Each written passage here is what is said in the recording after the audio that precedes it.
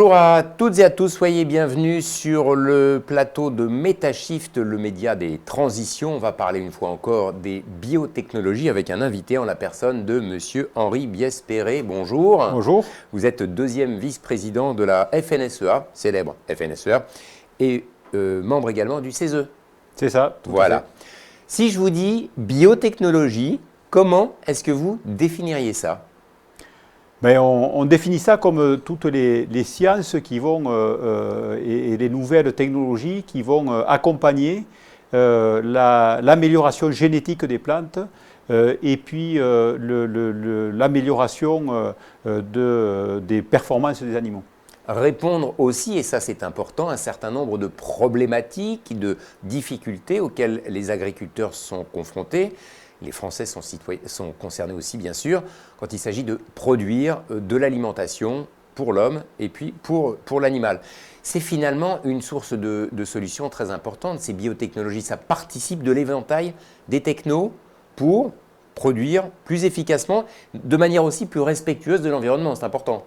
Tout à fait. On est bien conscient que l'agriculture de demain s'inscrit dans le changement climatique, dans le réchauffement climatique aussi. Et donc, on va demander et on va chercher à avoir des plantes et des animaux qui résistent mieux et naturellement mieux à ces modifications climatiques. Réchauffement climatique, diminution de la quantité d'eau de pluie notamment, essayer d'avoir moins d'intrants également, moins de pesticides, c'est aussi ça l'objectif des biotechnologies. Alors il y a un peu débat sur diminution ou pas de l'eau de pluie. Mais en tout cas, ce qu'on sait, c'est qu'il va falloir l'utiliser avec beaucoup plus de parcimonie parce qu'on en aura besoin pour plein d'utilisations.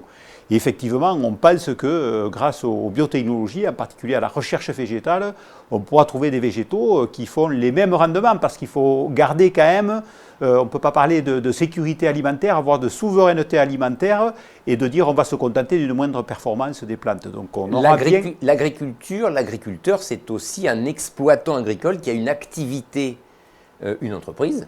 Et encore faut-il effectivement qu'on ait des ratios de production qui soient convenables, simplement pour vivre. Mais pour l'agriculteur, mais aussi pour l'ensemble de la société, quoi. Et qui pourrait demain annoncer à des pays à qui aujourd'hui on vend une partie de nos récoltes, leur dire ah ben demain vous ne l'aurez pas, donc débrouillez-vous vous-même. Donc on a besoin de participer à cet équilibre-là, et on a besoin donc d'avoir des plantes qui effectivement puissent naturellement résister pour utiliser moins d'insecticides, puissent aller rechercher des éléments nutritifs dans le sol, alors que maintenant on le rapporte avec la chimie, et aussi puissent vivre et avoir les mêmes rendements en utilisant moins d'eau, donc en l'apportant différemment cette eau-là, mais aussi en ayant moins besoin pour faire les mêmes volumes, là aussi, je le dis encore, de matière alimentaire. On a bien compris avec vous que c'était, on va dire, une nécessité de tendre vers ces biotechnologies-là. L'usage, c'est pas nouveau néanmoins les biotech, hein. On s'en sert déjà depuis longtemps, il ne faut pas l'oublier. La terminologie est arrivée peut-être un petit peu plus sur le devant de la scène, mais ça existait déjà, hein. C'est aussi peut-être le moyen de les faire évoluer, quoi. C'est-à-dire qu'avant, on faisait de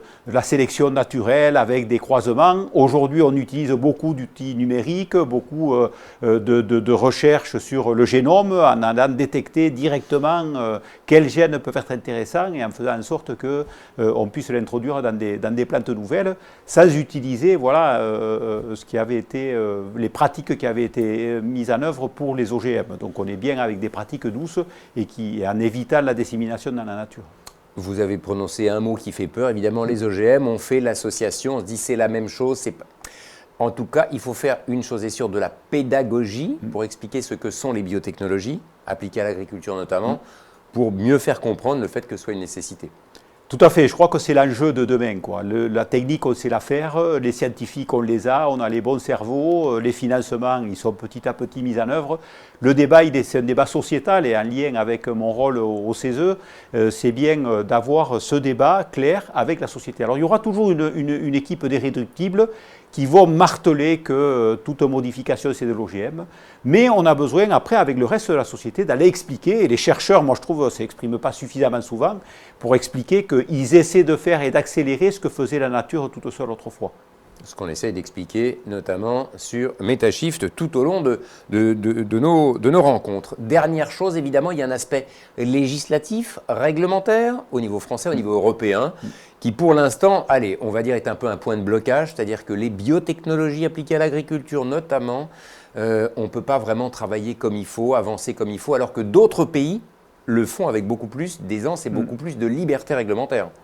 Tout à fait, on a vraiment besoin de ce cadre réglementaire, donc qui pour l'instant ne parlait que justement de ces fameux OGM, et on a besoin effectivement que les instances européennes, surtout européennes, et ensuite bien sûr en France il ne faudra pas qu'on surtranspose et qu'on interdise ce que permet l'Europe, mais au niveau européen on a besoin de cette certification, de ce cadre réglementaire qui permet à nos chercheurs, à nos instituts de travailler en toute tranquillité. Henri Biasperet, merci beaucoup d'être venu sur le plateau de MetaShift. Et puis, on aura évidemment certainement l'occasion de reparler ensemble de ce sujet-là à l'avenir. Merci. À bientôt. Merci.